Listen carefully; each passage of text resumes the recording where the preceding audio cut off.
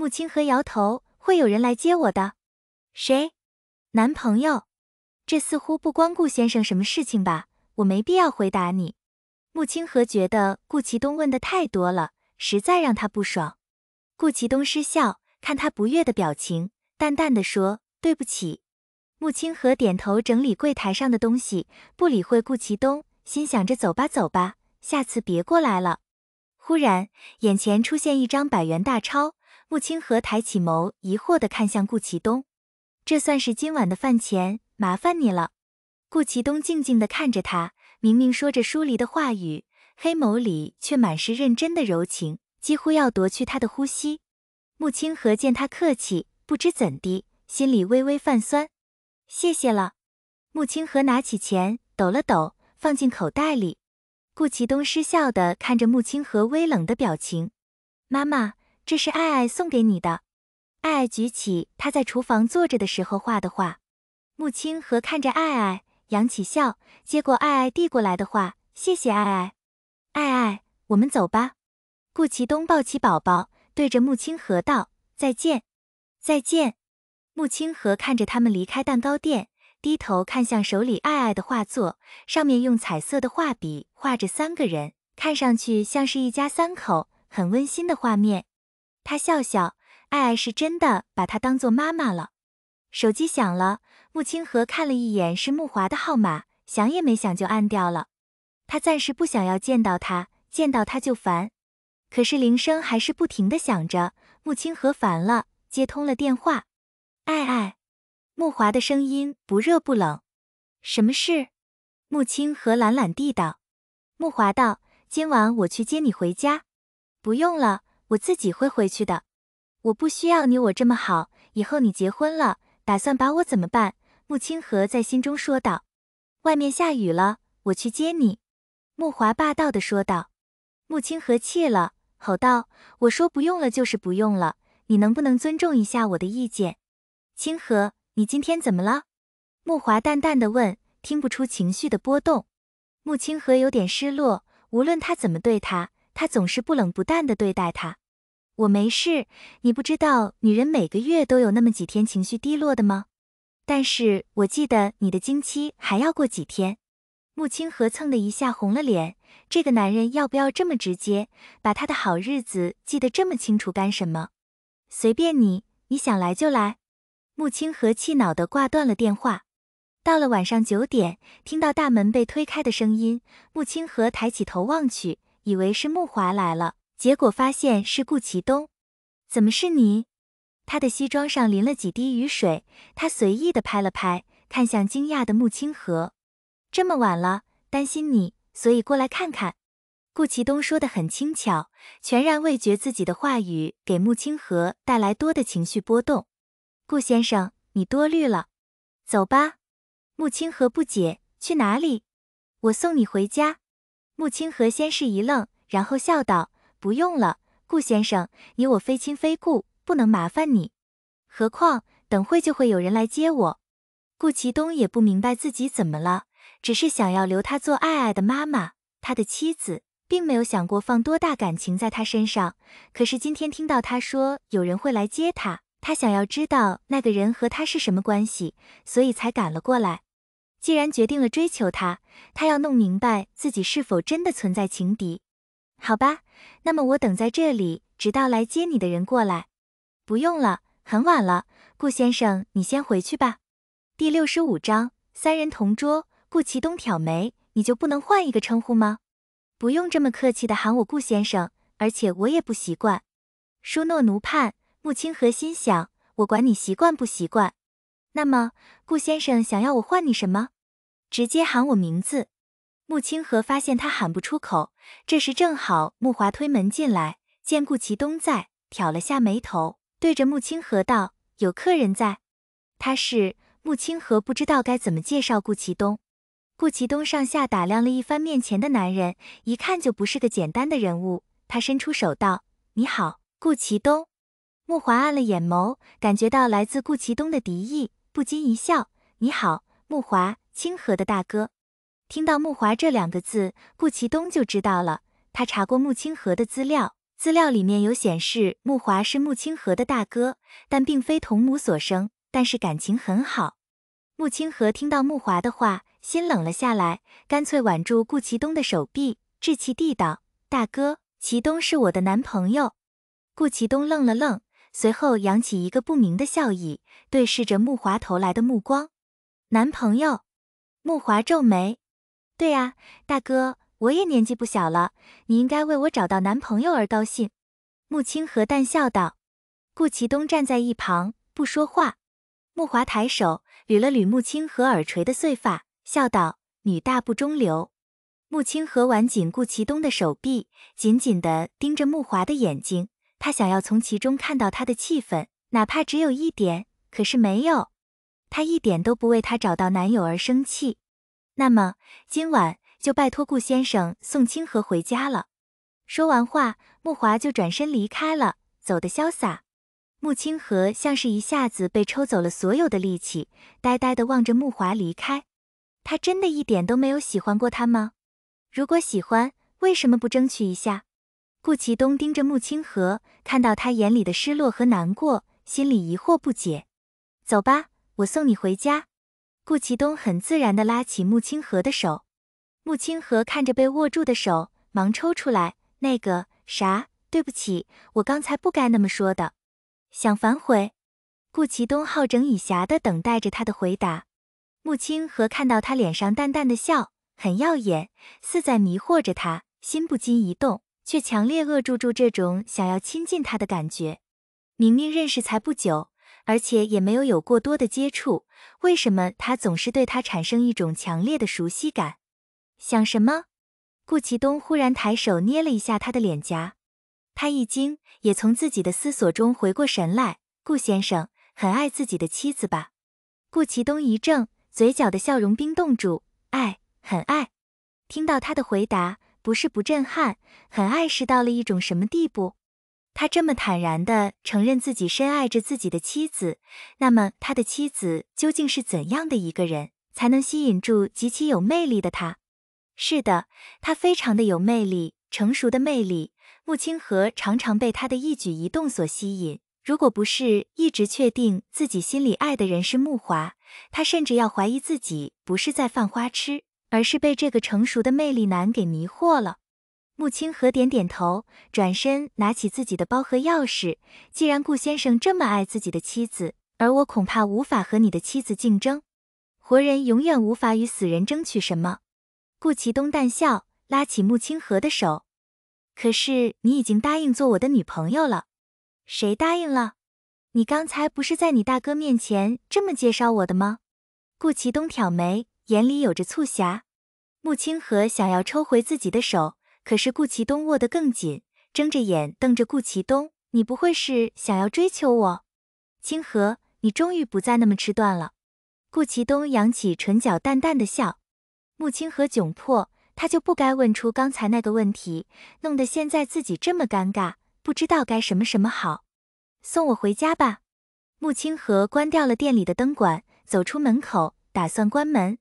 顾其东拿过他手里的钥匙，轻声道：“这种事还是让男朋友来做。”穆清河无奈，怎么会有这么懒皮的人哦？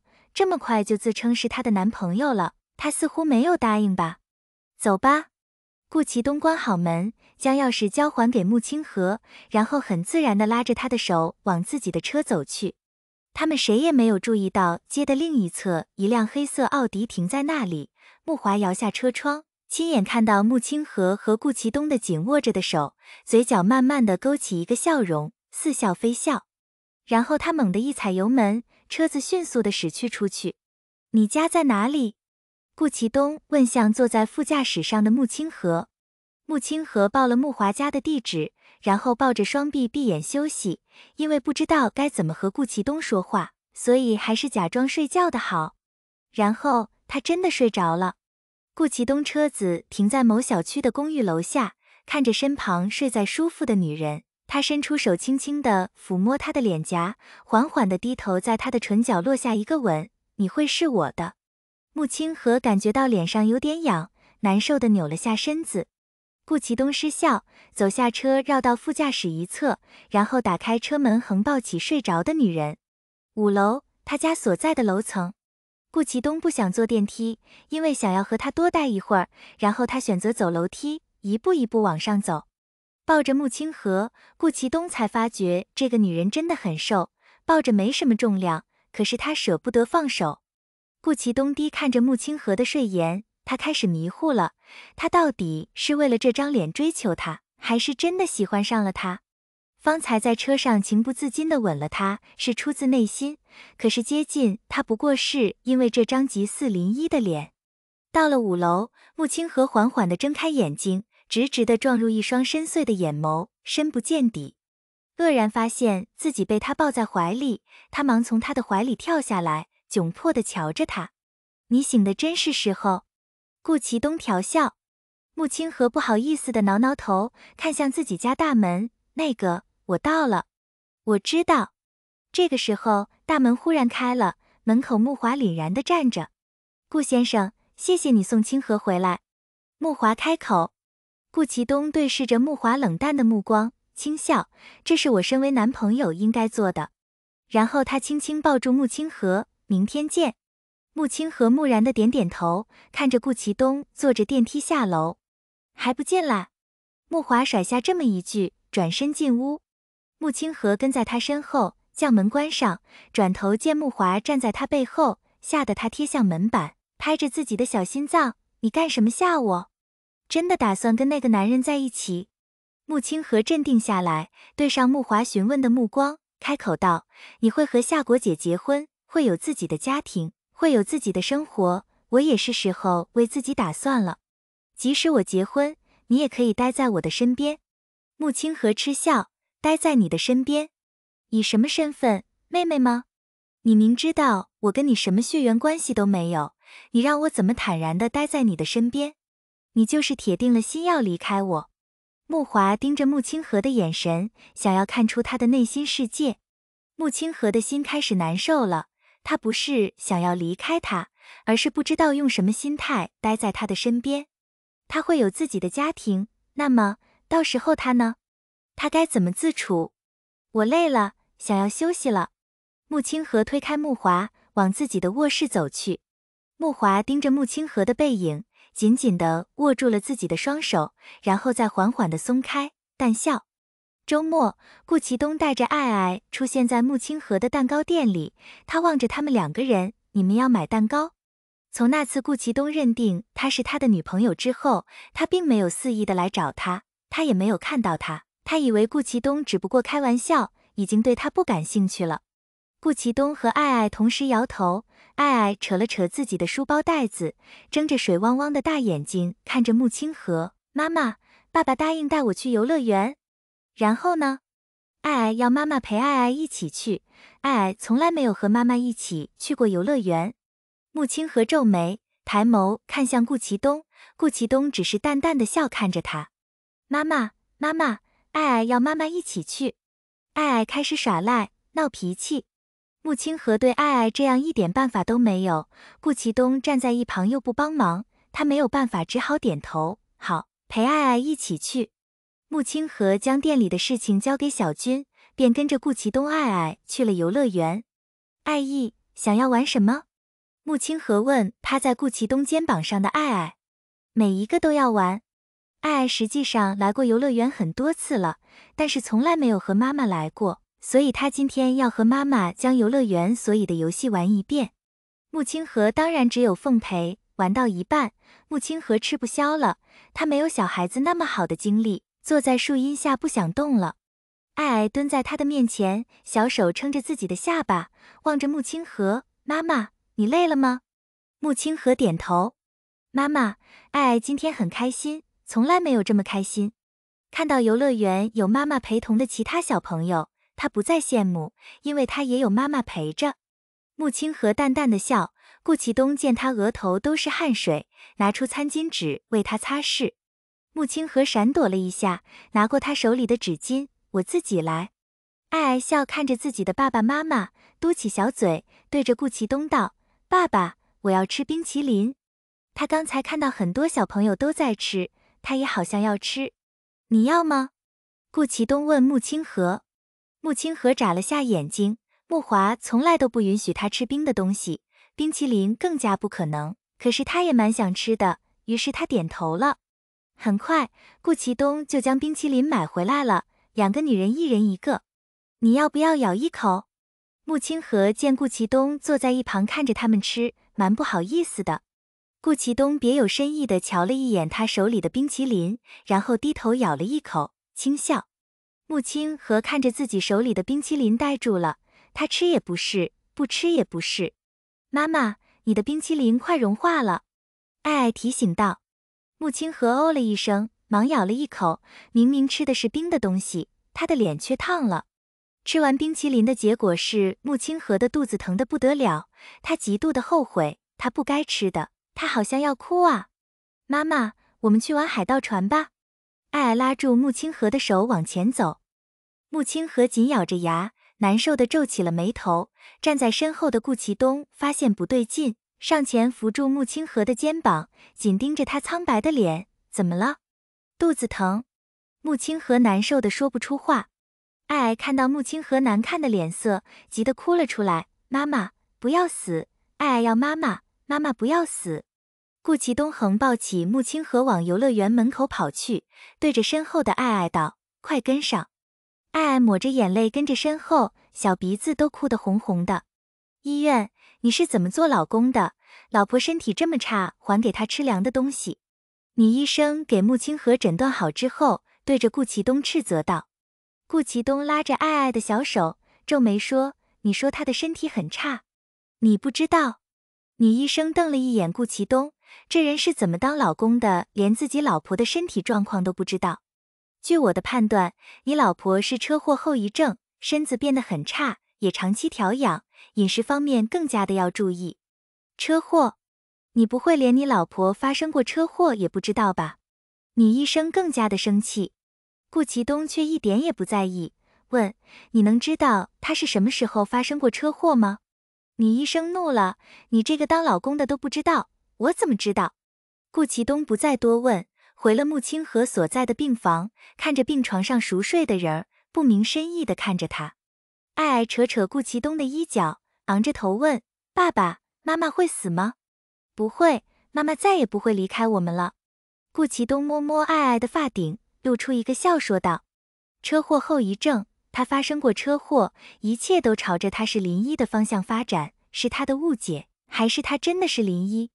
车祸后失忆了，被那么叫穆华的男人收养了。这一切的疑惑都在顾其东的脑子里盘旋，他要去弄明白到底是怎么回事。穆清河醒来看到的便是一大一小趴睡在他的床边，他失笑，撑坐起身。或许是他的动作幅度太大，顾其东醒了，他朦胧地看着穆清河，很快反应过来，对着他露出一个温和的笑容。你醒了，还疼吗？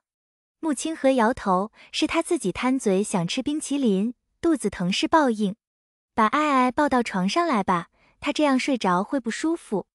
顾其东看向趴在床边的爱爱，将她抱起，轻轻地放在穆清河的床边。穆清河怕怕被子，看着爱爱没有醒来，才放下心。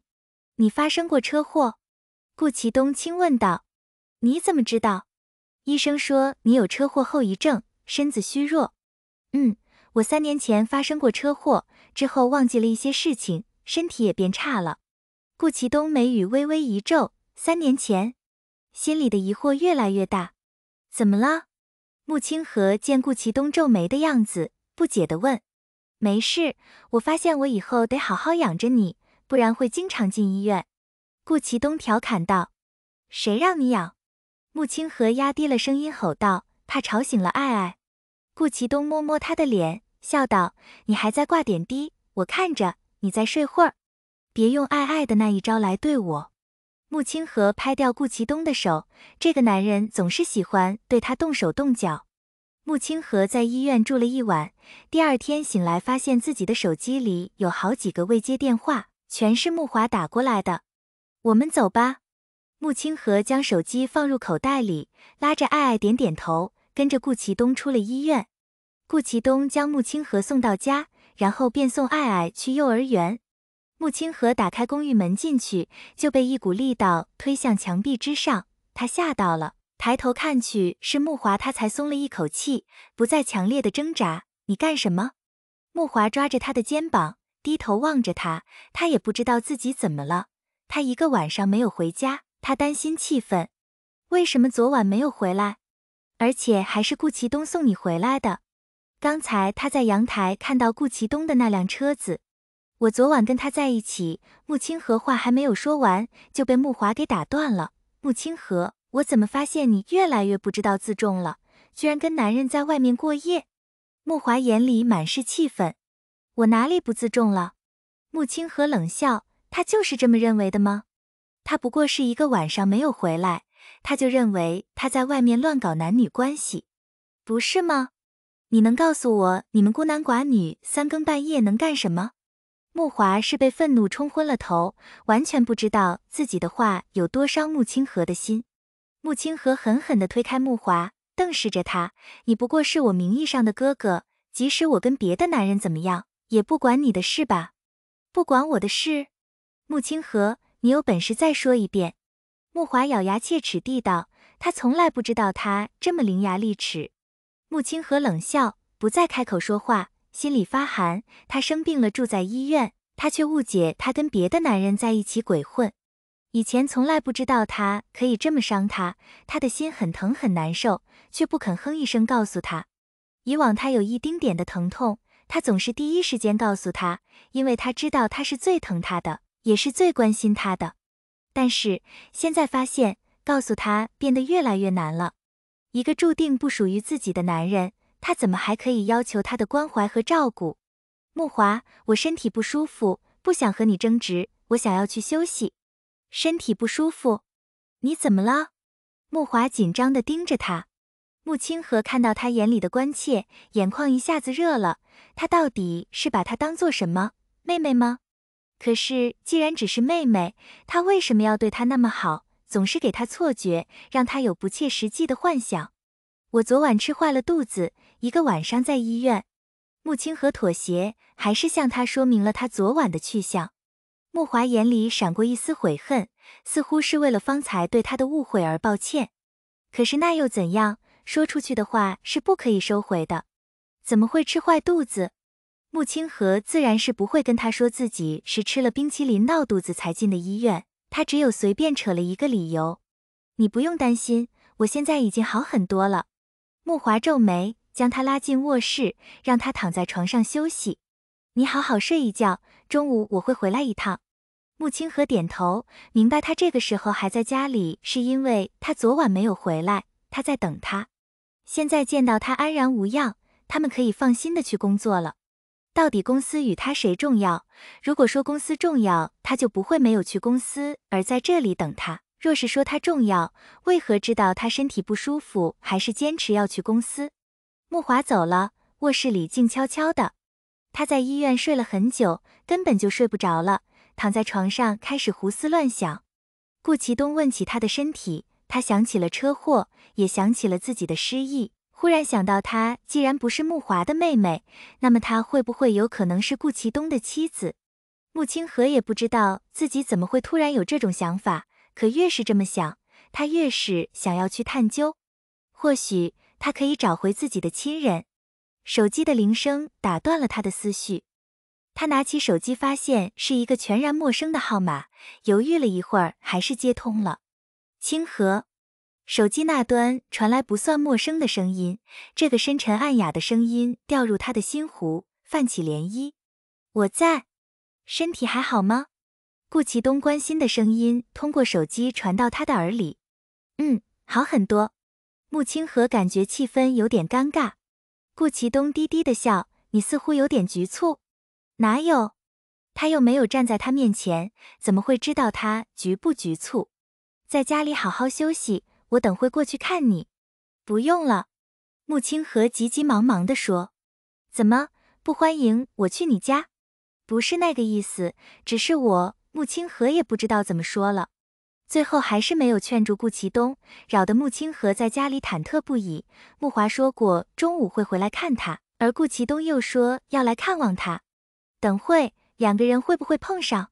穆清河懊恼地大叫了一声，扯过被子盖住自己的脑袋，烦心就干脆睡觉。待穆清河睡得迷迷糊糊的时候，听到门铃声，他蹭到从床上坐起，挠了挠自己凌乱的头发，爬下床走出卧室去开门。打开门，看到顾其东拎着大大小小的袋子站在门口，穆清河小小惊讶了一下。你这是？穆清河瞥向他手里的东西。谢谢你上次给我和爱爱做炒饭，今天我下厨给你做一顿午饭。顾其东拎着东西直接进了厨房，穆清河也忙跟着上去，瞄了一眼墙上的时钟，现在是10点半。那个不用这么麻烦吧？穆清河见顾其东已经站在水池边洗菜。有围裙吗？围裙？哦，有。穆清河将围裙递给他，顾其东却没有接过，只是淡淡的笑看着他。穆清河疑惑，你怎么不接？你给我穿上。顾其东要求。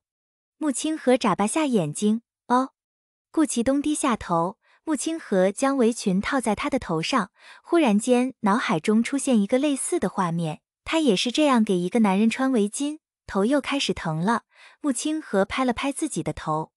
顾其东已经抬起头，看到他气恼的拍头的样子，皱眉问道，怎么了？头疼。顾其东伸手轻轻地给他按摩太阳穴，动作轻柔。穆清河抬眸看到顾其东眼里满是深情，他怔住了，他怎么觉得他是在透过他看另一个人，心里突然气愤，推开他的手，不疼了，谢谢你。需要跟我这么客气吗？顾其东见他眼里有些抗拒，故意和他拉开距离，不免有些失望。顾先生，我和你无缘无故，说谢谢是应该的。穆清河扬起嘴角，淡淡的笑。你就非将我推开吗？顾其东冷下声音说道。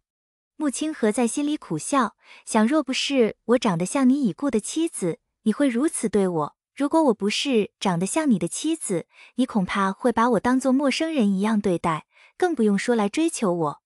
顾先生，你还是别费心思了，我有喜欢的人了。穆清河冷漠的拒绝。是你大哥穆华？穆清河蹭地睁大了眼，满是惊愕，什么话也说不出来。他怎么会知道他心里喜欢的人是他大哥？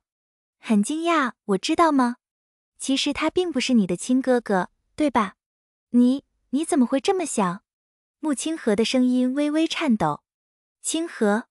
此刻，一个身影站在厨房门口，穆华眼里满是笑意，似乎带着一丝得意。顾其东抬眸对上穆华，目光凌厉，嘴角似笑非笑。顾先生在我家。穆先生，我是来给清河准备午餐的。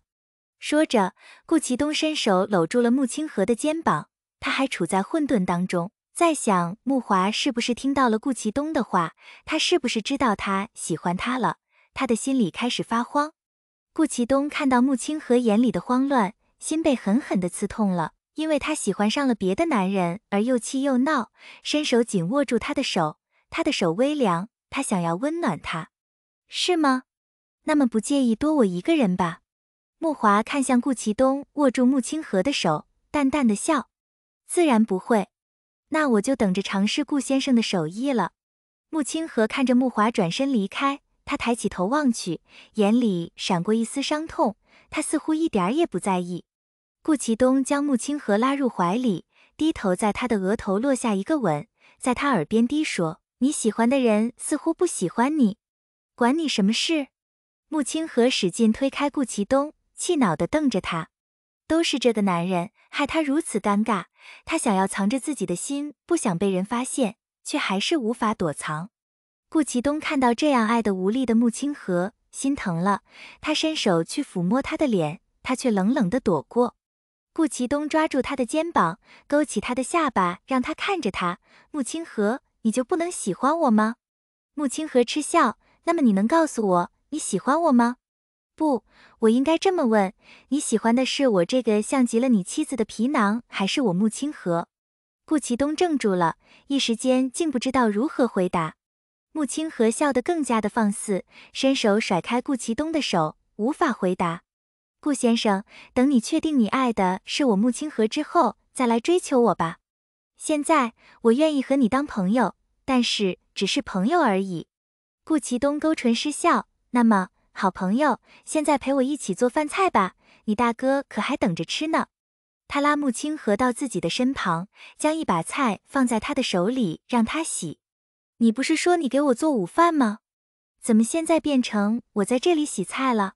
穆清河妥协地洗自己手里的菜，似乎顾其东已经同意了他的话，他们间的气氛也变得不一样了。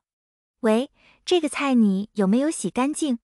当然啊，你敢怀疑我，我不洗了，交给你洗了。穆清河生气道。好了，好了，你洗吧。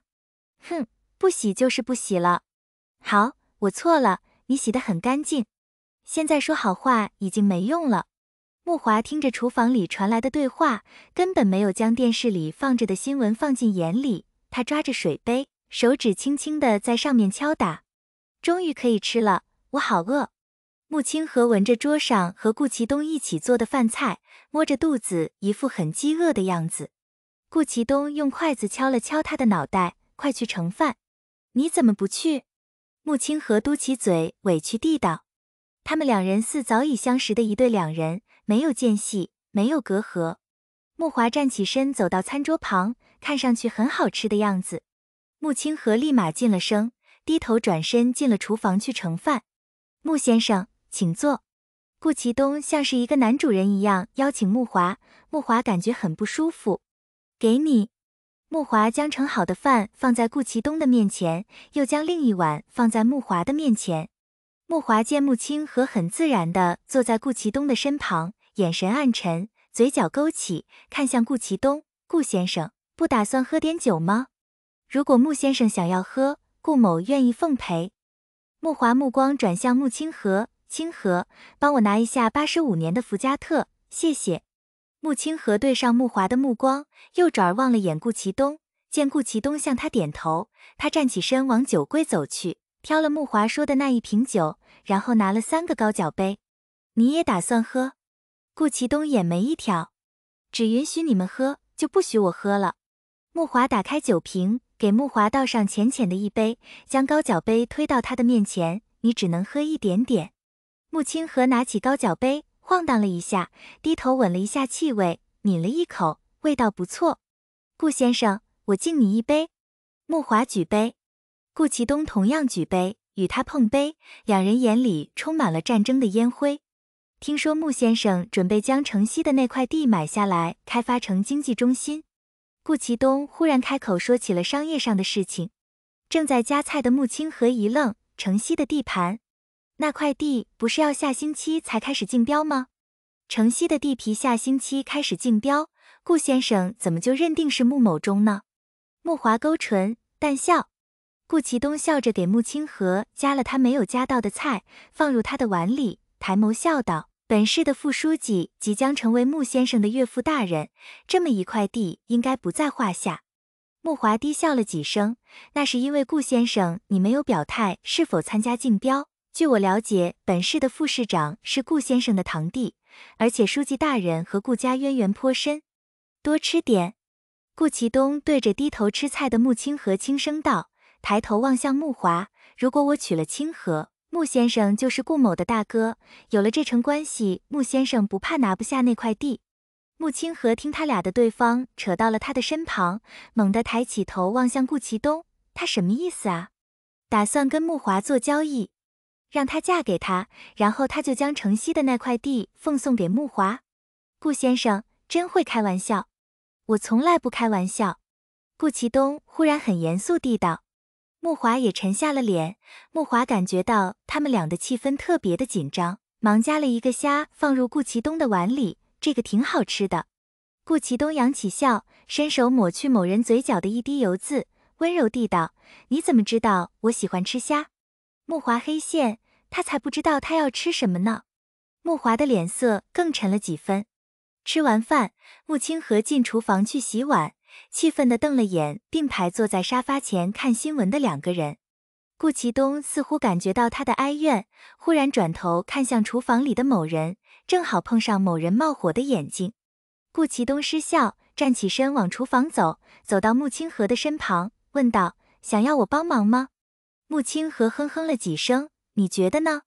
顾其东识相地拿过穆清河手里的抹布，低头开始洗碗。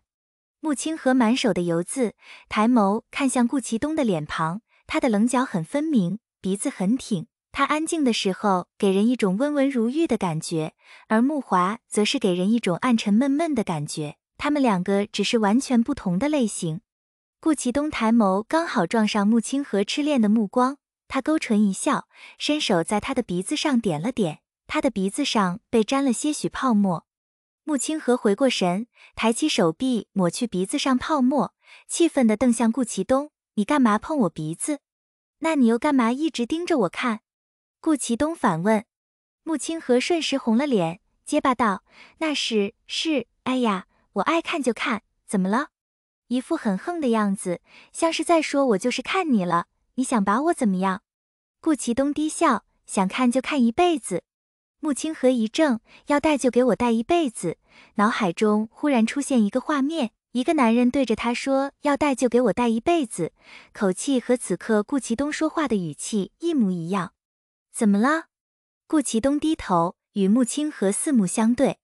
穆清河瞧着眼前突然放大的一张脸，吓了一跳，倒退了几步，闪躲着他投来的目光。没事。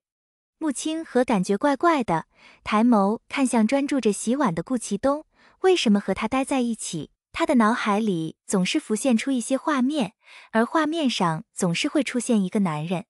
每次他努力的想要看清，可是越是想要看清，他的头就可是疼了。他的失忆到底是忘记了什么？他会和面前这个男人有所联系吗？穆清河想，他有必要弄清这一切，还有他为什么会车祸，又为什么会失忆。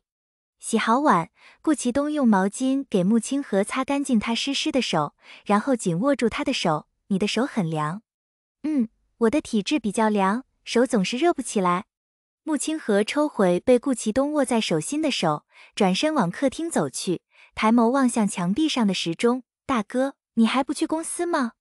坐在沙发前的穆华转头看向穆清河，又望了一眼顾其东：“顾先生，一起吧。”第66章，撞见他吻了他。他明显是放心不下顾其东和穆清河一起待在家里，所以一直等着顾其东一起走。舒诺奴盼顾其东站在穆清河的身旁：“穆先生，今天顾某正好休息，可以多陪陪清河。”他将手搭在穆清河的肩上，穆清河抬眸疑惑地望了他一眼，并没有要求他将手放下。穆华听到顾其东的话，面色一僵，拿起茶几上的车钥匙站起身：“那好，我先去公司了。清河，你不打算去蛋糕店吗？”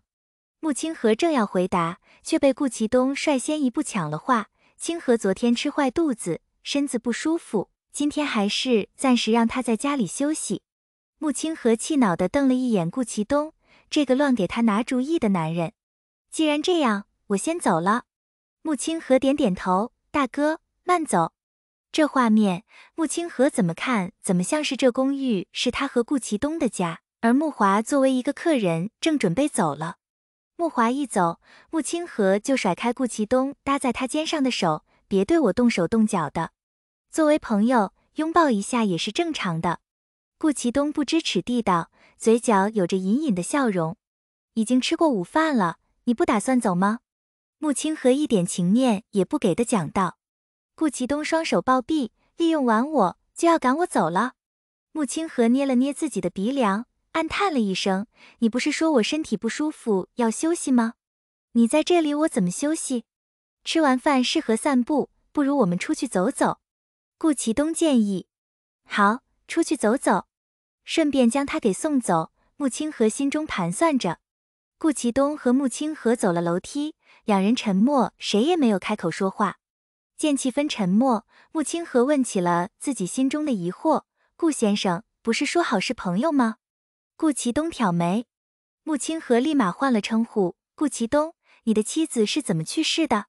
问这个问题的时候，穆清河压低了声音，怕自己说到了顾其东的痛处，他会伤心。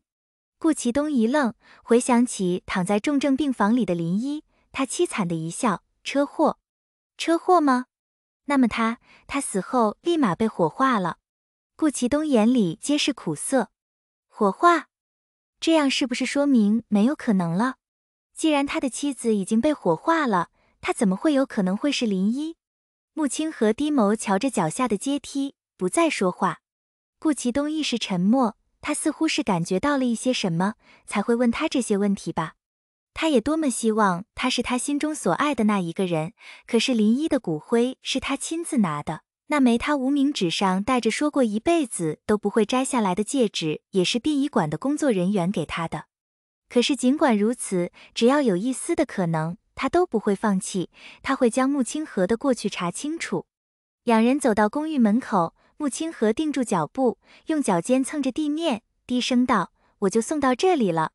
刚才答应出去散步，就是想要骗我下楼。”顾其东好笑地看着面前低着头的女人，忍不住伸手摸了摸她的发顶。穆清河抬起眼睑，对上顾其东带笑的眼眸，瑟瑟地笑了一声，并不说什么。既然出来了，就出去走走吧。顾其东拉起他的手往前面走去，不给穆清河拒绝的机会。穆清河低头瞧着被顾其东紧紧握在手心的手，挠挠头跟在他身后。越是和顾其东接触，他越是发现顾其东是个霸道的男人，不容人拒绝。你们这个小区的绿化挺好的。穆清河抬头望了眼周边的环境，他在这里住了很多，但事实上根本就没有机会看看。现在顾其东这么一提，才发现这个小区环境确实蛮不错的。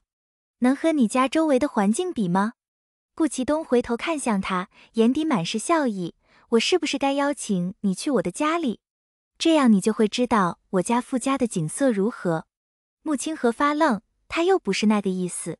好啊，既然和顾其东在一起，他总是会想起一些过去的事情，那么是不是去了他的家里，他会想起更多？择日不如撞日，就今天去吧。顾其东顺势邀请。说这么多，你就是在这里等着我？不愿意去。顾其东一脸的受伤，好像穆清河把他怎么样了。穆清河相当的无奈，我去寻找一下记忆。顾其东开车将穆清河带回别墅，一进门，穆清河巡视了一圈，感觉到前所未有的熟悉感。这种感觉让他越来越害怕，但也同时带着我一丝惊喜。坐吧。顾其东泡了一杯柠檬水放在穆清河的面前。穆清河盯着茶几上的柠檬水，脑海中浮现出一个女子慵懒地躺在沙发上，颐指气使地对着一旁的男人道：“顾其东，我是孕妇，我想吃酸的。算了，吃什么吐什么，你给我泡一杯柠檬水。不喜欢喝吗？”顾其东问。穆清河回过神，摇摇头，抿了一口柠檬水。你家真大，你和我爱爱一起住不觉得冷清吗？你住进来就不会觉得冷清了。顾其东淡笑道。穆清河勾起唇角，低头从茶几下面拿起一个本子，在顾其东面前扬了扬手。这里面写了什么？我能看吗？顾其东看向他手里的本子，嘴角的笑意淡去。如果你想看。穆清河见顾其东变相的同意了，便打开看了起来。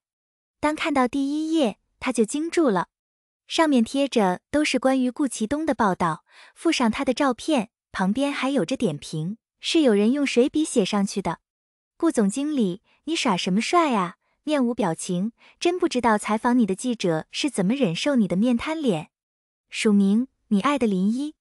这句话的下面用红笔写着一句话：我的笑都是因为你，你不在，我怎还会笑？署名是爱你的顾其东。穆清河震惊地抬起头看向顾其东，又低头看了下去，翻到下一页。顾总经理，这张照片你笑了，可是笑得太假了，还不如不笑。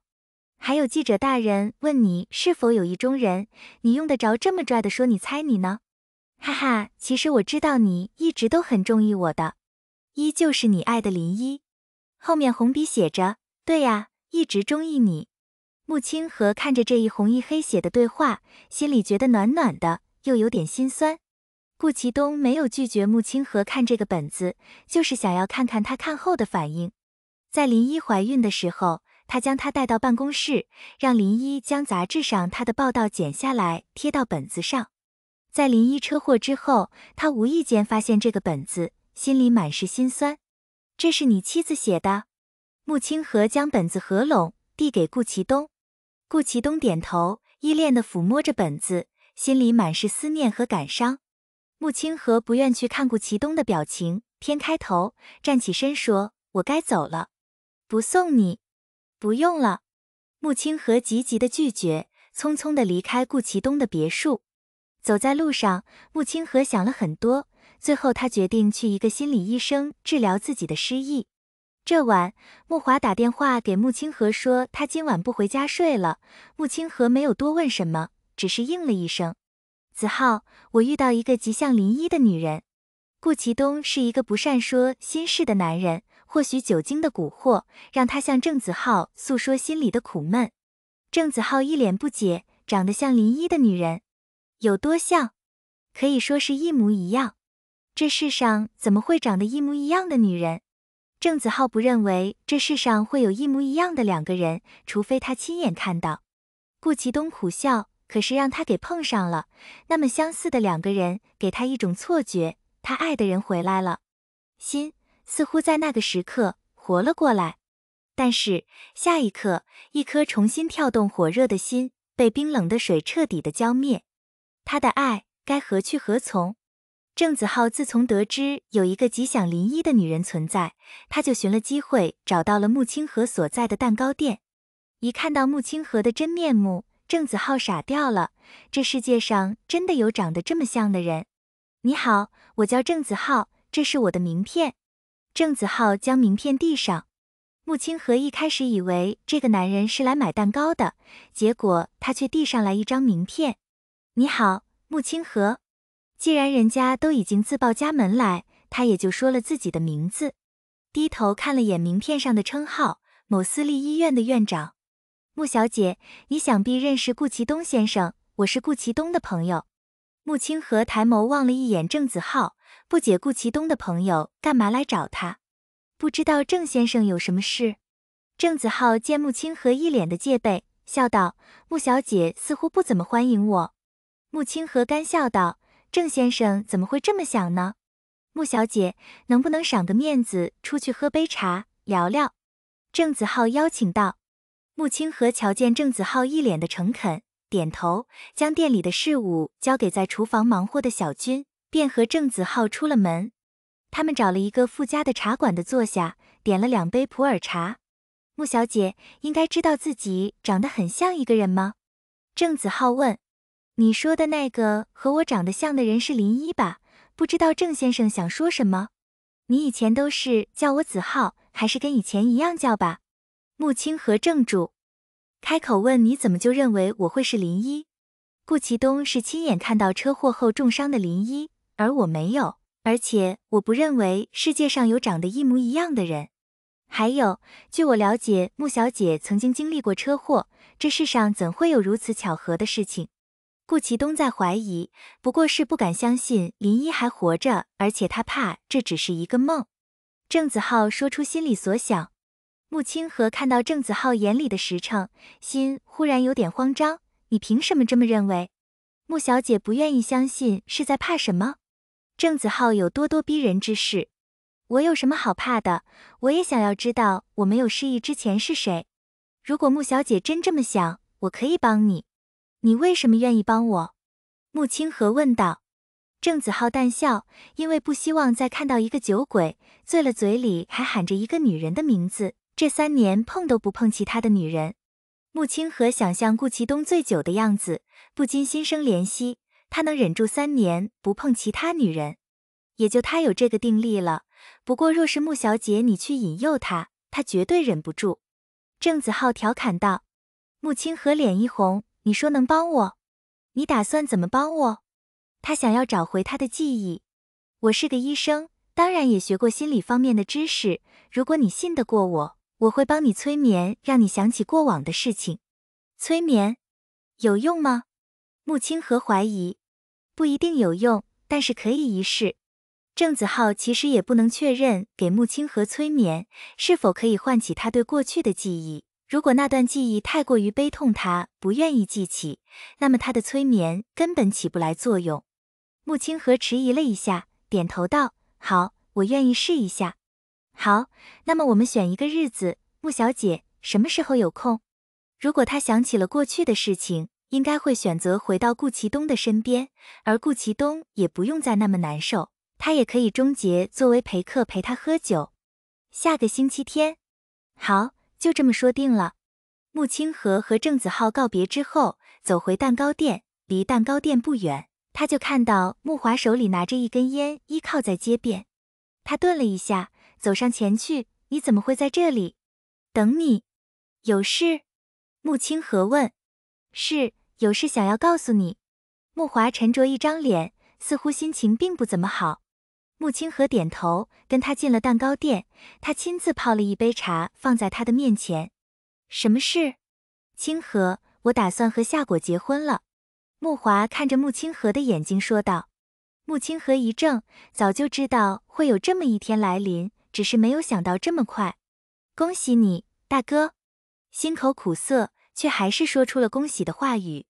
穆华面无表情，紧盯着穆清河的脸看，他听到穆清河的一句恭喜，嘴角缓缓勾住，却不似笑。不想说些别的？穆清河突然没有来的气愤，你还想要我说些什么？祝你们百年好合，早生贵子吗？清河，你是真心祝福我吗？穆清河心里难受，他根本不想祝福他和夏果，夏果并不是一个好的妻子，他根本不会照顾人。可是他又有什么资格说什么呢？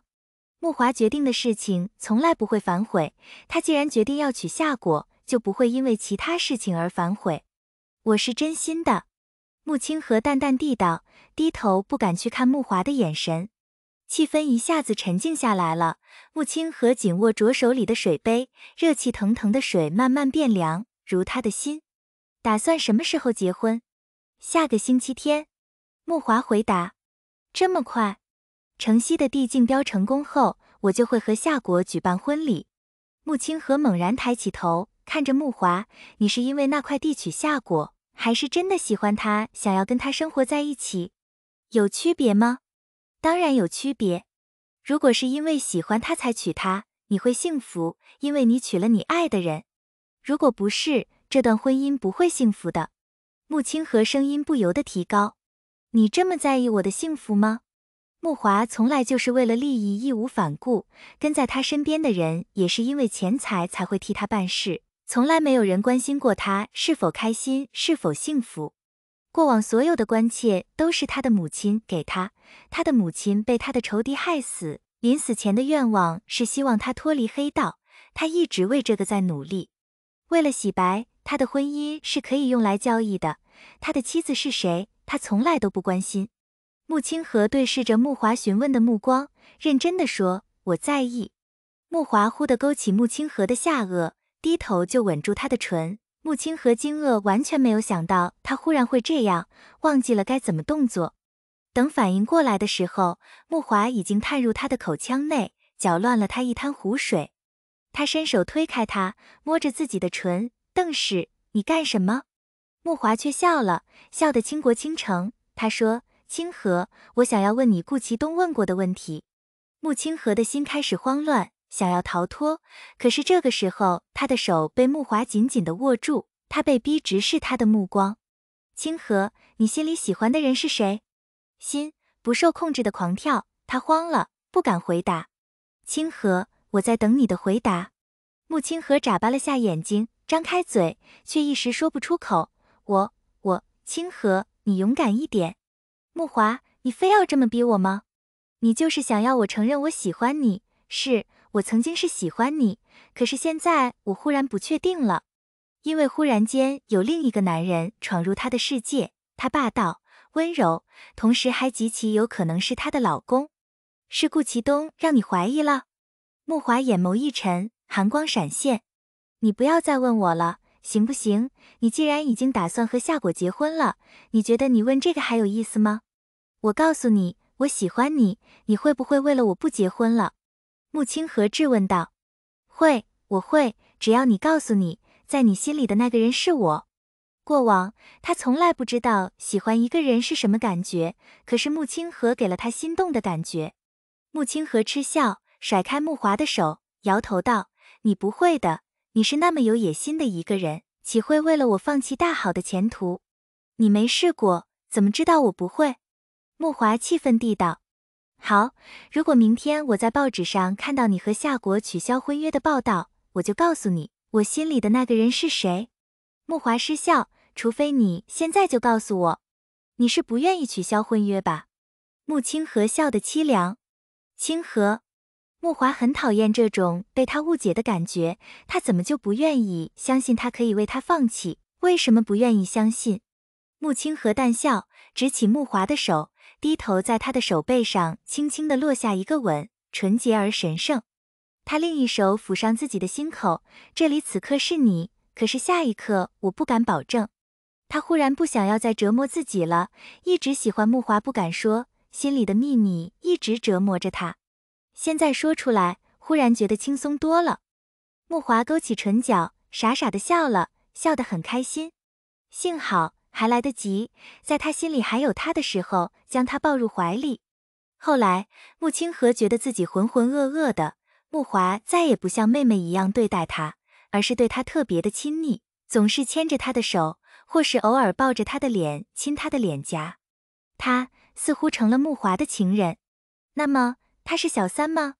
木华和夏果还没有分手，和木华在一起了，并没有穆清和以往想象中的那么开心，他总觉得他的心里缺了一块，怎么找也找不回来。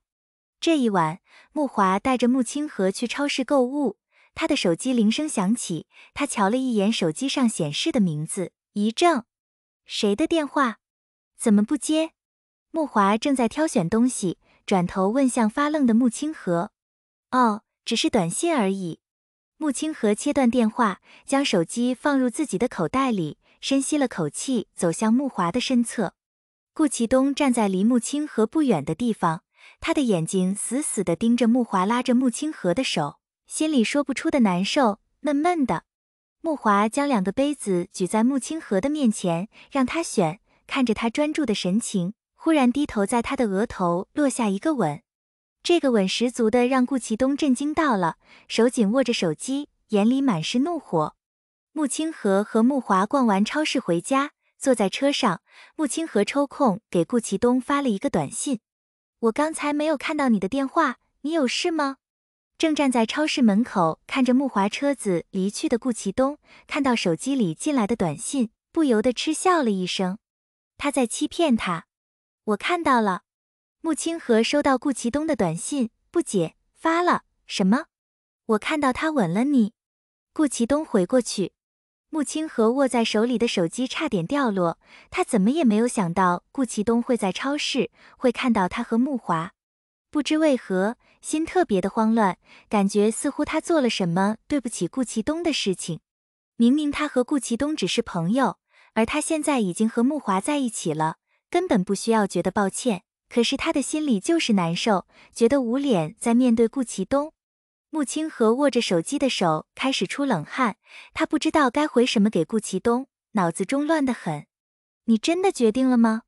顾其东又发来一条短信。坐在驾驶座上开车的木华见穆清河看着手机发呆，问怎么了？穆清河猛地抬起头，对着他扯出一个笑，没事，一些垃圾短信。既然是垃圾短信，就删了吧。穆清河点头，按了删除键，却无法按下确认键。穆清河，你真的决定了吗？决定和木华在一起。如果决定和木华在一起，就不可以去找回过往的记忆，否则会变得痛苦。如果你想要知道你的过去到底是怎么样的，那么你怎么可以这么轻易的和木华在一起？他终于知道心乱如麻是怎样的感觉。最终，他还是没有回顾其东的短信，也没有将他的短信删除。翌日，他去店里，一大早就看到顾其东等在门口。他顿住脚步，只是愣愣地瞧着顾其东，不敢再上前一步。顾其东抬眸看到他，抬脚一步一步地走向他，在他面前站定。不打算跟我说点什么？说什么？穆清河低低地说。顾其东见他装傻，强硬地拉住他的手，将他拽到车子停着的地方，打开车门就将他塞了进去，随后他也快速递上了车。穆清河平住了气，瞧着顾其东一脸的愤怒，他缩着身子怔怔地盯着他。顾其东并不没有开动车子，而是将车窗摇下，拿出一根薄荷烟点上，闷闷地抽了起来。灰白的烟缭绕着车内，穆清河不舒服，低头蒙住嘴咳嗽了几声。他想要劝阻顾其东，让他不要抽烟，可是现在他这个表情，他真不敢开口。他不开口，先开口的是顾其东：“你真的和慕华在一起了？”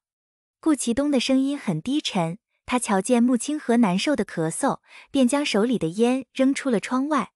穆清河又咳嗽了几声，点头：“是，我喜欢慕华，我们在一起了。”顾其东嗤笑，眼里丝毫没有惊讶，多的是愤怒：“穆清河，你是不是该解释一下你和慕华的关系？你明明不是他的妹妹，为何你偏偏姓穆？”穆清河和慕华之间不正常的感情，穆清河曾经发生过车祸，同意是3年前，这一切都让顾其东怀疑穆清河的身份。如果他是他的林一，他怎么可以纵容他和慕华在一起？他绝不允许。穆清河被顾其东的问题给问住了，他完全不知道该怎么回答顾其东，他心里隐隐觉得有些事情要露出水面了。顾其东，我喜欢慕华，闭嘴！顾其东猛然抓住穆清河的手，愤怒的双眸紧紧地锁住他。你不需要一直强调你喜欢慕华，这样只能证明你心里也不确定，只有不停地告诉自己你喜欢他，你才相信你真的喜欢他。顾其东将他的手按向他的胸口，紧紧地抵着，逼迫地问道：“穆清河，你好好的问一下你自己的心，这里到底住着谁？”穆清河感觉到自己心脏的跳动，一下一下，他的脑海里一直循环出现慕华和顾其东的身影。他抬起眸，撞上顾其东灼热的目光，慌了，他匆匆从顾其东的手里抽出自己的手。顾其东，顾其东低头强硬地吻住他的唇，将他想要说的话封在口里。他轻轻地描绘着他的唇形，见他颤抖地闭上眼，长长的睫毛一颤一颤。他情不自禁地搂住了他的腰身，将他压向自己。他贴着他的唇畔，低语道：“张嘴。”穆清河身子一颤，缓缓地张开嘴，让顾其东的舌头轻易地进入，纠缠住他的，缠绵嬉戏。穆清河也不知道自己怎么了，从顾其东吻住他的那一刻，他就傻了，知道应该推开他，可是他舍不得，他想要顾其东的吻。他告诉自己，就这样，他要一个吻，顾其东的吻，等会他就跟他说明他已经答应尝试和慕华在一起了。一个吻让2个人乱了心，疯狂了。待顾其东放开他后，穆清河抬眸，不经意看到车窗外不远处站着的人是慕华。明明隔得很远，可是他还是看到了慕华眼里熊熊的怒火。顾其东浑然不觉穆清河此刻的心理，他们笑着抬手摩挲着的唇角。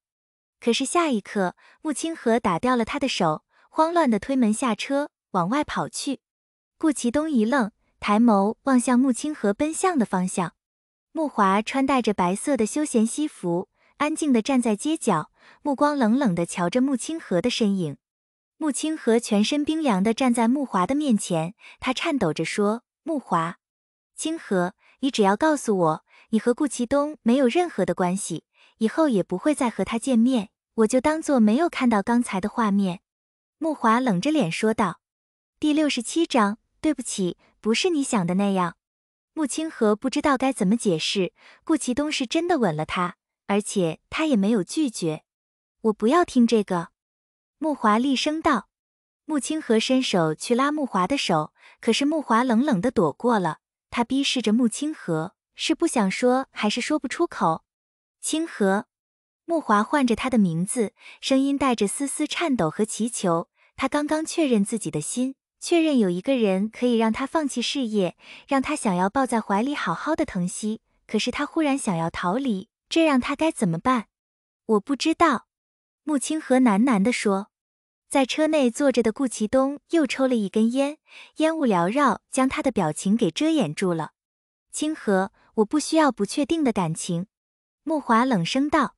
穆清河愣愣地站在原处，瞧着慕华转身决然地离开。